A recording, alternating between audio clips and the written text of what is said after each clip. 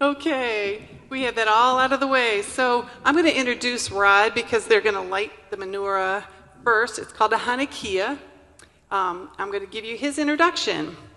Dr. Rod Eisenberg lives in Berea. He serves as a chaplain and mentor for Jewish inmates at state prisons in the area. He has a chemistry business and has taught science in universities in Texas and Kentucky. He's lived in Kentucky with his family for 23 years in Berea and Richmond. He's been involved in synagogues as a leader and board member for the last 30 years in Kentucky and Texas. He regularly teaches Judaism and especially its historical interaction with Christianity. He will give us a short story about Hanukkah and some of his observances today. So would you like to start with the lighting of the Hanukkah? Baruch atah Adonai Eloheinu melech haolam asher kidshanu b'mitzvotav v'tzivanu lehadlik ner shel Hanukkah. Amen. Thank you. She's going to light the candles.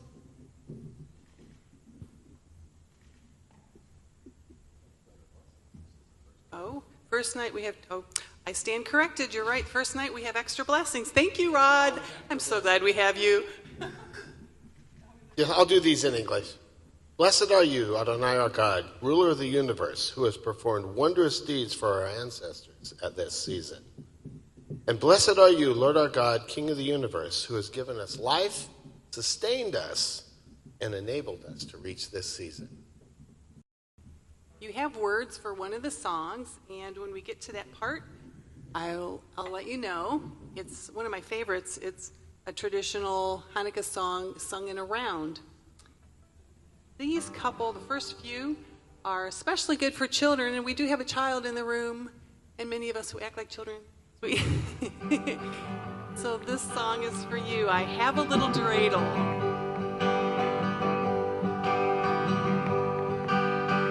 A little dreidel, I made it out of clay. When it's dry and ready, the dreidel I shall play. Dreidel, dreidel, dreidel, I made it out of clay. Dreidel, dreidel, dreidel, now dreidel I shall play. It has a lovely body with legs so short and thin, and when it's all tired, it drops and then I win. Dreidel, dreidel, dreidel, I made it out of clay. Dreidel, dreidel, dreidel, now dreidel I shall play. My dreidel's always playful, it loves to sit and spin. A happy game of dreidel, come play and let's begin. Now we've sung it a few times, even if you've never been to Hanukkah, you can sing along. You ready? Oh, dreidel, dreidel, dreidel, okay? Oh, dreidel, dreidel, dreidel, I made it out of clay. Dreidel, dreidel, dreidel, now dreidel I shall play. Dreidel, dreidel, dreidel, I made it out of clay. Dreidel, dreidel, dreidel, now dreidel I shall play. One more time. Dreidel, dreidel, dreidel, I made it out of clay. Dreidel, dreidel, dreidel, now dreidel I shall play. How fun. Oh Hanukkah, oh Hanukkah. These are some old songs, and then we have some newer songs. Please feel free to sing along. If you want to go get a drink or get some fruits or a donut, feel free. And if you know the hora, this is a wonderful song to do the hora. We are going to be doing some dancing, but please feel free to dance. You can dance around the tables. You can dance not on the tables, but around the tables, or you can dance in the back. Oh Hanukkah, come light the menorah. Let's have a party, we'll all dance a hora. Gather round the table and give you a treat. Dreidels to play with and latkes to eat. While we are playing, the candles are burning low. One for each night they shed a sweet light to remind us of days long ago. One for each night they shed a sweet light to remind us of days long ago. Hanukkah, oh Hanukkah, come light the menorah. Let's have a party, we'll all dance a hora. Gather round the table, we'll give you a treat. Dreidels to play with and latkes to eat. While we are playing, the candles are burning low. One for each night, they shed a sweet light to remind us of days long ago. One for each night, they shed a sweet light to remind us of days long ago.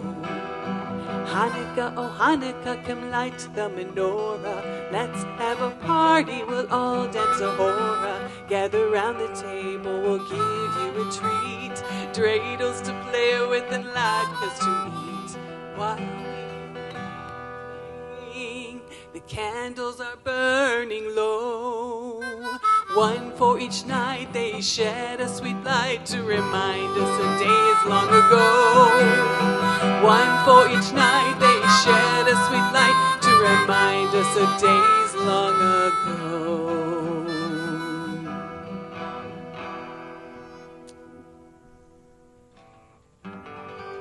This is one of the oldest songs in history that has been written down. Rock of Ages. It is sung in synagogues since, from what I have found, the 13th century, and it's often sung at Hanukkah.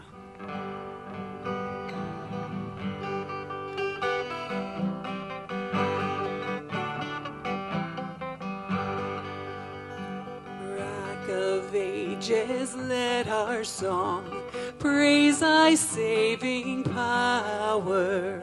Thou amidst the raging foe, waste our sheltering tower. Furious they assailed us, but thy arm availed us.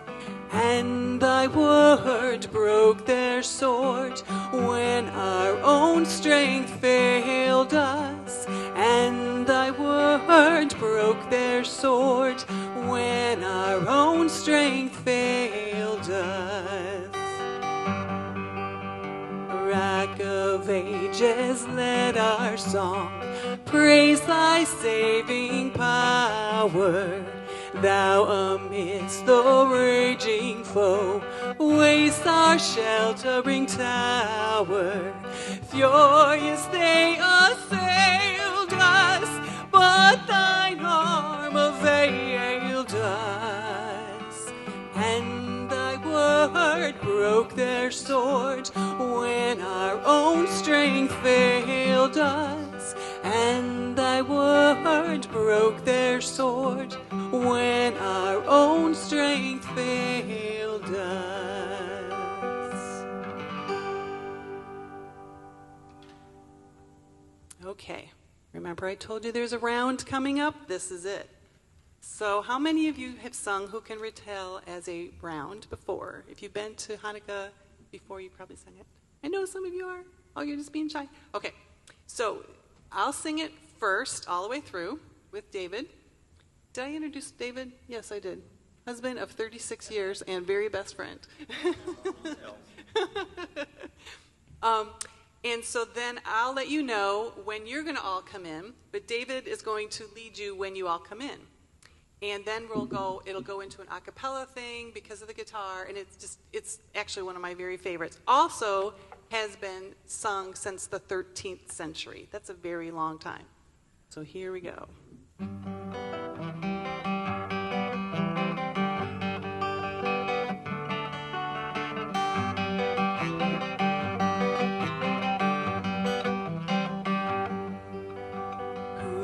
Tell the things that befell us. Who can count them?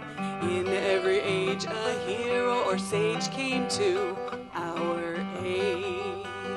Who can retell the things that befell us? Who can count them? In every age a hero or sage came to our aid.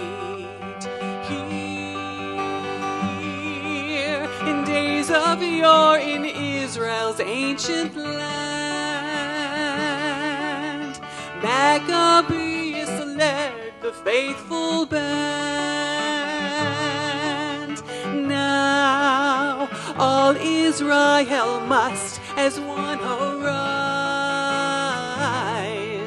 redeem itself through deed and sacrifice. Now the second line is when you're going to come in, so just join in with Dave. You can see the words that are right before you. Ready? Who can retell the things that befell us? Who can count them? In every age a seer or sage came to our aid.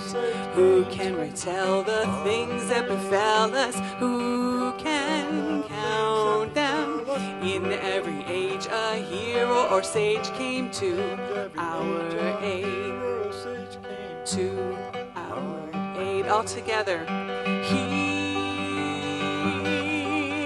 in days of yore in Israel's ancient land, Maccabeus led the faithful band. And now all Israel must as one arise, redeem itself through deed and sacrifice. Here we go. Who can retell the things that befell us? Who can count them? In every age a hero or sage came to our aid. Who can retell the things that befell us? Who can count them? In every age a hero or sage came to our aid. To our aid. Oh, you guys did good. Woohoo! Aw. We've added a few songs that are non-traditional Hanukkah because we were asked to do more music and more dancing. So this is about the light. The next couple songs are about the light before we finish with the Hanukkah song. So as we're looking at the light and thinking how the light shines in the darkness, how it speaks truth into our heart. And this song is about wanting to know God more and having His light shine in us. And as we have light, we can shine that light to others and be the light for others.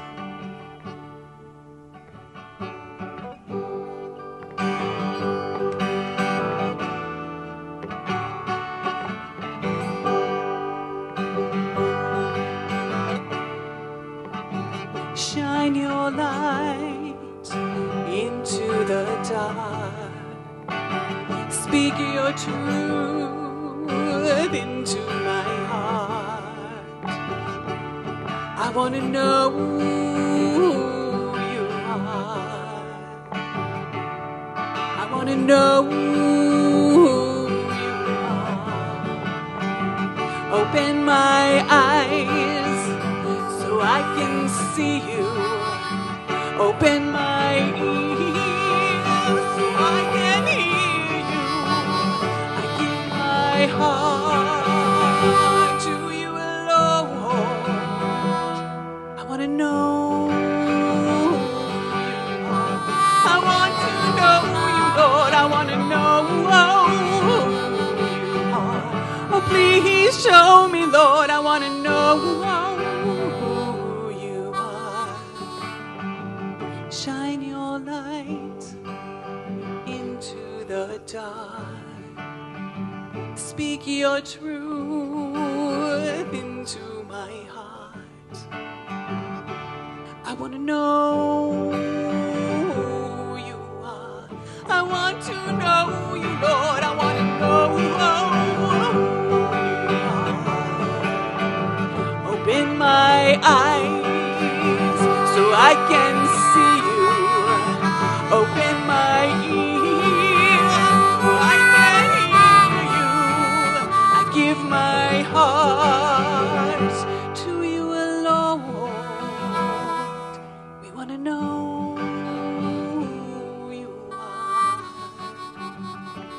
We want to know who you are.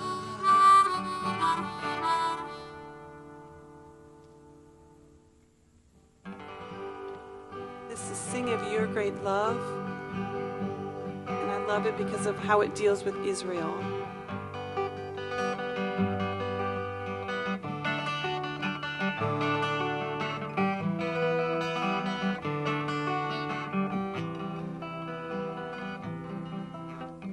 All that is within me, Lord, oh bless your holy name. I live my life to worship you alone. You brought me out of darkness and into your glorious light. Forever I will sing of your great love. Forever I will sing of your great love. I love to see you glorified, to see you lifted high, to learn to see all nations bow their knees. It's you alone, Yeshua, who could cause the coldest hearts to find your love and everlasting peace. Oh, to find your love and everlasting peace. Holy, holy, holy, holy, holy are you, Lord. We worship you, Lord. Holy, you're so holy. Holy are you, Lord. Your shofar will sound, and all Jerusalem will know that the time has finally come for your bride to take a place. We'll hear the angels sing. We'll sing, holy, you're so holy. Holy are you, Lord. You are our light. Holy, holy, holy are you, Lord of Israel.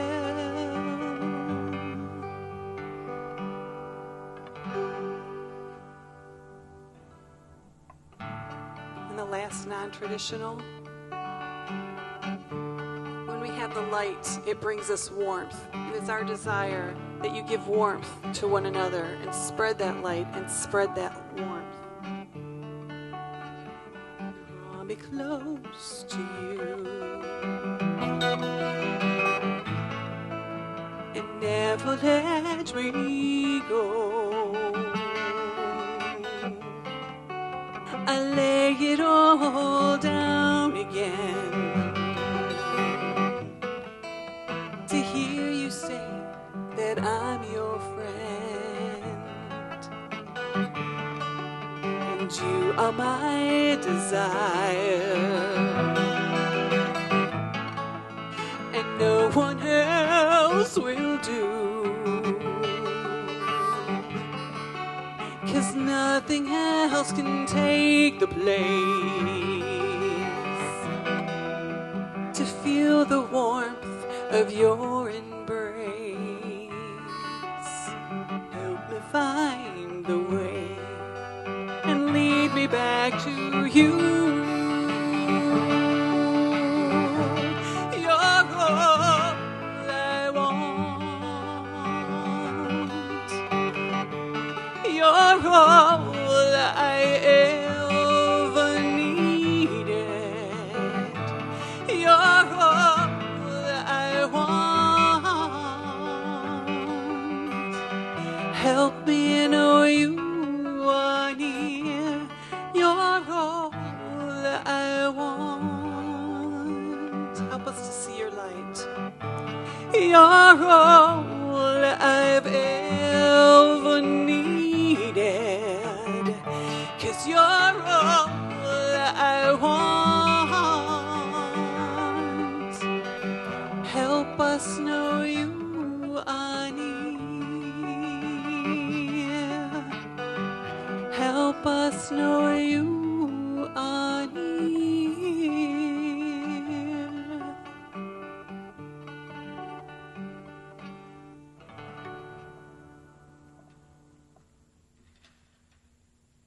The Hanukkah song.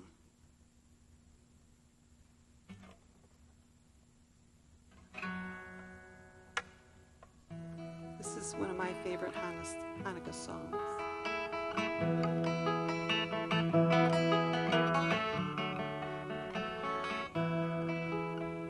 A great miracle happened in a faraway ancient land. Great warriors, the Maccabees, decided to take a stand. Fought their fight with passion, cause was a righteous one, that their people should be respected to the last. Battle was won. Light the candle. Light the candle of freedom. Light the candle of hope, illuminating generations. Let every girl and boy know. Once there was a people who fought for the right to be free, and that is just what Hanukkah means to me. When the battle was over and the war was won, the people gathered to give thanks for all that God had done. The temple was in ruins, one tiny candle remained. Miraculously that flame burned for 8 nights and days. Light the candle of freedom, light the candle of hope, illuminating generations. Let every girl and boy know. Once there was a people who fought for the right to be free, and that is just what Hanukkah means to me. That is just what Hanukkah means to me. Yes, that is just what Hanukkah means to me.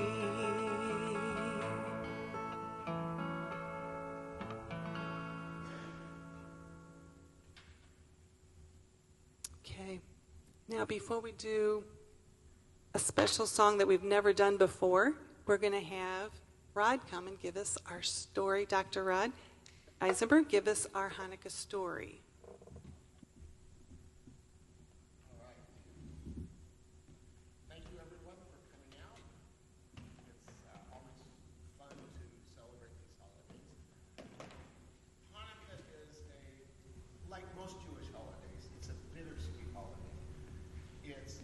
First of all, it's a reminder that there is light in the world. There's goodness.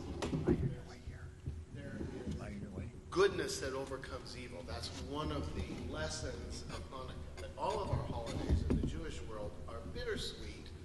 I like to say that you can describe almost all of our holidays with this little phrase. Someone tried to kill us. There. Someone tried to kill us. They failed. Let's eat. Okay, so with the exception of one holiday in our calendar, every holiday is a feast. And so on this holiday, we have jelly donuts. There are some here that have jelly in them. We call them in Hebrew sufganiyot. That's very traditional in Israel. And in the rest of the world, we have latkes. Potatoes and nice things that are all fried, usually in olive oil, because one of the themes of Hanukkah is about olive oil, as we'll tell in this story. But like I said, it's a bittersweet holiday. There's a lot of joy. We're here, we're alive, and we live in a country where By and large, we're safe, and there's not a lot of persecution. But I do want to start out by remembering we're up to 16 people have been killed by a terrorist at Bondi Beach in New South Wales in Australia. They were lighting the menorahs, and it was a really big community-wide Hanukkah celebration, and 2 terrorists apparently tried to do a mass murder, and they're up to 16 deaths. It's personal to me because this is my family. Wherever we go in the world, there are Jewish people. It's been said that in every village just about around the world, there are Jewish people. There are even Jewish people here in Berea, Kentucky. And by and large, like I said, we're safe. But on a personal note, I can say that we have been in a similar situation when we lived in Texas, where a terrorist shot up our synagogue with 600 of us there during Passover. And it was horrifying and frightening. But we all survived. And so when we celebrate our holidays, we have joy, but we also remember that we're looking over our shoulders all the time because there's still a lot of evil in the world.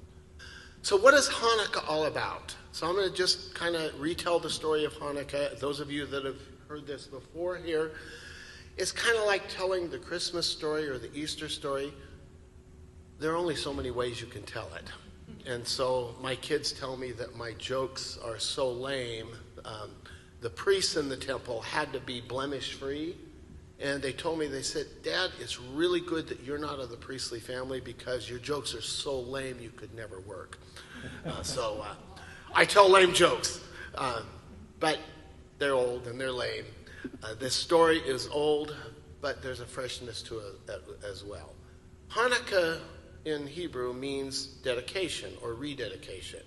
And it's all about the rededication of the Jewish temple in Jerusalem after it was desecrated by the Greeks. And I'll tell a little bit of that story.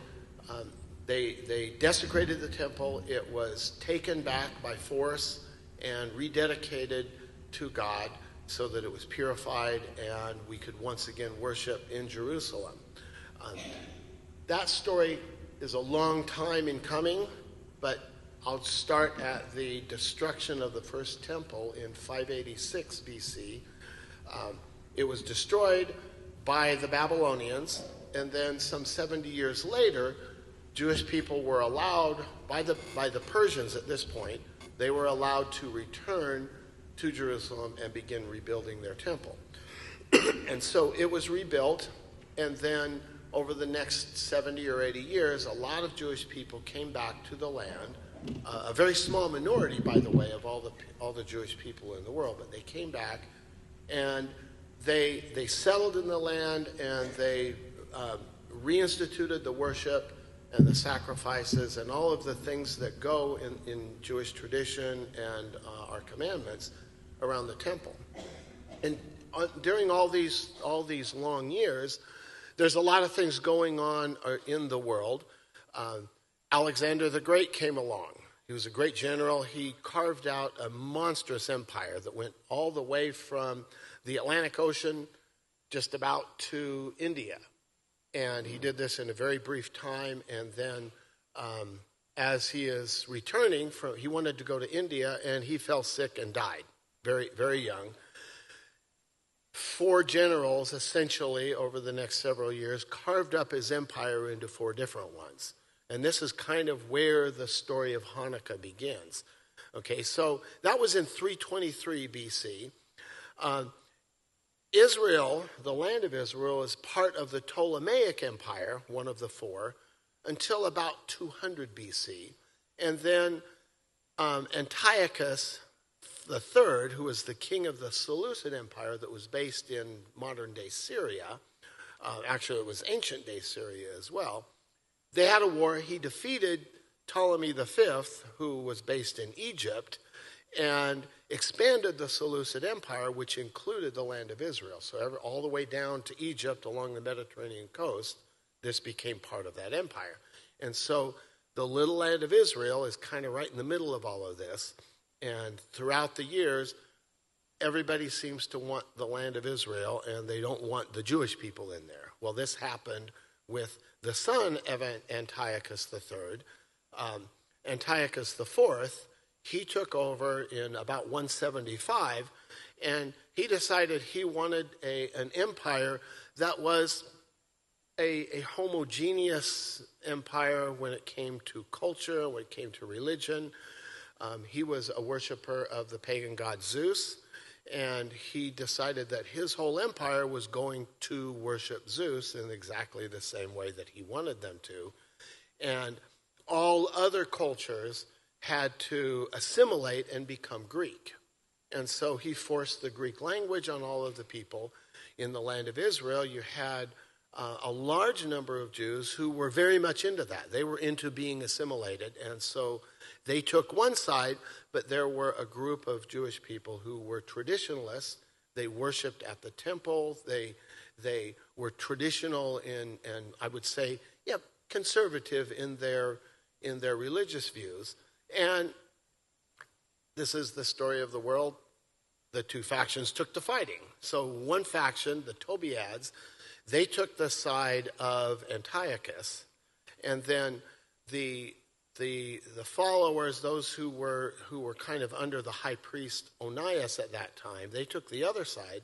So the Tobiads asked Antiochus IV to come in, and they had been sent into exile because of internal strife, and they asked Antiochus to help them come back so they could take over. And this led to a really nasty civil war in Israel, where you had Antiochus on the one side, and you had the religious Jews on the other side.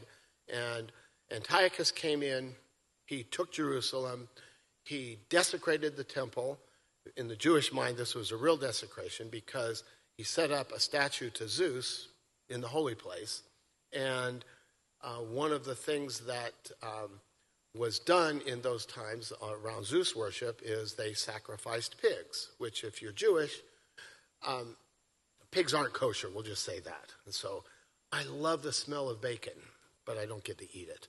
Okay, so in the Jewish world, pigs were considered ceremonially unclean, and this was a desecration of the temple, and it was done on purpose by Antiochus IV to force the Jewish people to become pagan worshipers. And this, for some of them, that just did not go over well. So they passed a lot of laws when they invaded Jerusalem. They desecrated the temple.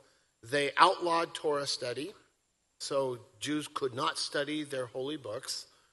They couldn't raise their children as Jews. They forced them to, they passed laws saying you cannot circumcise your children, because this is one of the commandments that marks us as Jews. You cannot do this on pain of death. And of course, in the Greek world, the perfection of the body was something that was worshipped. And so this was considered a desecration in the Hellenist mind, in the Greek mind. And so they passed all these laws, and they began persecuting the Jewish people that continued doing this. And this gave rise to a number of heroes of our faith.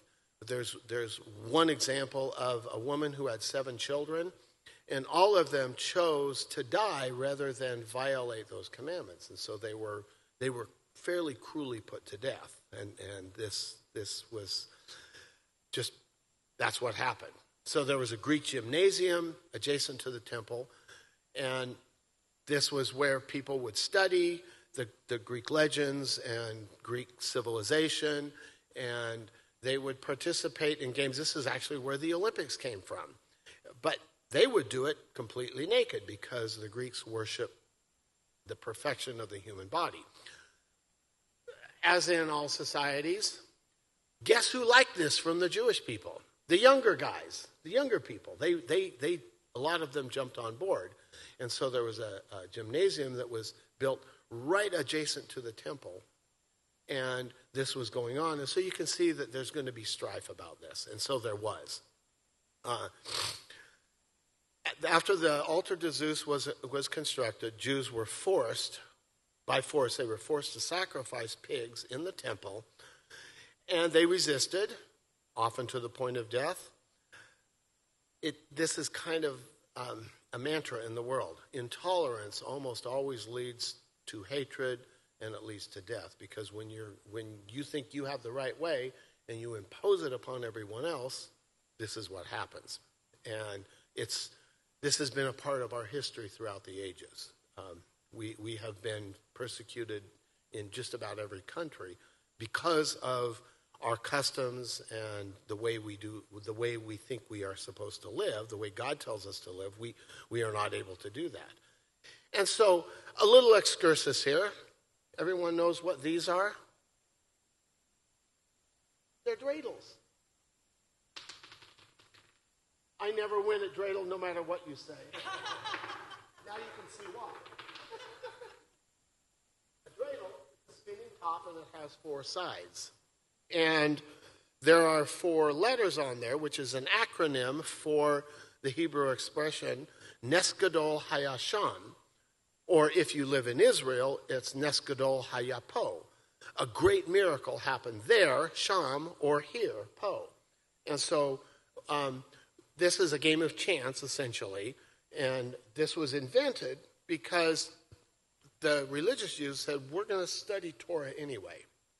We're going to raise our children so they know our history, and they know our traditions, they know our values, and we're going to do this anyway on pain of death. And so they would be outside, and they would gather together, and they would study, because it's a communal thing. And then when the Greek soldiers would come by, or the police or whatever, they would whip out these dreidels and pretend to be playing games of chance. And so it was a subterfuge. And that's where the game of dreidel came from. And so we have kept that now as a custom. So there was a family, Mattatyahu. There's a lot of names for him. Mattatyahu was his Hebrew name. He was part of, his grandfather was a Hasmonean, and he was a priest. He was of the priestly family, and he had 7 children, and they lived in a little town called Modin, which was kind of towards, I think it was towards the north of Jerusalem. And the Greeks had installed an altar there, and they were forcing all the Jews to go in and sacrifice to Zeus. And he snapped. He said, I'm not going to do this. We're not going to allow this to happen. And so there was some strife at the temple, and one of the Jewish priests that was actively participating in this, well, he killed him. And they fled into the wilderness, into the hill country, and began a guerrilla war over the next 3 years. And a very, very small number of Jewish people were a part of this revolution, and they conducted very, very effective guerrilla warfare against a huge Greek-Syrian army. And they won, but it took them 3 years. And so there are a lot of stories and legends that come from that. One of the sons, the tank of the Greek army was the elephant at that point. And so there's the story about him seeing this elephant with the commander of the Greek army on it. And he said, if we can get rid of him, then it'll cause disarray and we'll win. So he ran under the elephant and killed it, and it fell down and crushed him as well. But that was a turning point. So anyway, after 3 years, they come back. They were able to recapture Jerusalem, and they came to the temple. And when they came up to the temple, everything was just filthy and in disarray and all these idols in there. So they cleaned it up, and then they said, we want to rededicate it to the Most High. And this is where now the lights of Hanukkah come in. So there is a tradition that I call it a tradition. It's a legend. It didn't appear in the Jewish literature until 200 years after this or more. It was after the destruction of the Second Temple that this appeared in the Jewish literature. But we're told that because the menorah, there's a great big 7-branch, not 9, but 7-branch menorah that was supposed to always be lit in the temple. We call it the Ner Tamid, the eternal flame, and it is a representation of the presence of God in the temple. And it had specially prepared olive oil that had to be consecrated and prepared, and it took 7 days to prepare this. Well, they found one vial of oil that would be enough to light the menorah for one day. So they did. And it lasted miraculously for 7 more days while they were preparing more of the consecrated oil. And so it lasted all the way until the 8th day. And so we light candles, and our tradition today is, this is what most people do, but it's a custom. We light 1 candle on the first night. There are actually 2 candles, and the reason there are 2 is that Jews can't count. We're not very good at that. Okay, no, actually, the 1 candle that we always light is called the shamash, or the servant candle, and it is used to light the other candles. So the first night we light the servant candle, and then we light 1 candle, and this goes up through the 8 nights of Hanukkah until all of them are lit. And it's a nice picture because this is in the coldest time of the year, the shortest time of the year in the northern hemisphere, and so it's always dark real early. And so we put these in the window to essentially say there is light still. God is still with us. And so we light the candles, and we observe this for 8 days, and originally it was modeled after the consecration of the first temple that Solomon built a long, long time before this. It took 8 days to consecrate that. It's also like our holiday of Sukkot, or Tabernacles, which is also an 8-day holiday. And so this is like a little Sukkot. Because we're rededicating the temple, we're celebrating the fact that God is once again present with us and dwelling with us. And so we light them and we enjoy it. And so we eat things that are usually deep fat fried, and we like it in olive oil, but it doesn't have to be. But it's a reminder of the miracle of the oil. We light the candles to say that even in the darkest of dark times, God is still present with us. And so we dedicate and rededicate our lives to him, and every year when we do this. It's interesting that there is a connection to the Christian world. Jesus, the Christian Messiah, we're told in John, the Gospel of John, that he actually observed the festival of Hanukkah. He probably forgot his birthday, but he celebrated Hanukkah. I just have to say that. And so there is a connection there. The Christian Messiah also celebrated, because he was Jewish, he celebrated the Jewish holiday of Hanukkah in the very same temple that was dedicated. So that's our story of Hanukkah. There's sadness, there's joy, but that's life. So thank you for listening.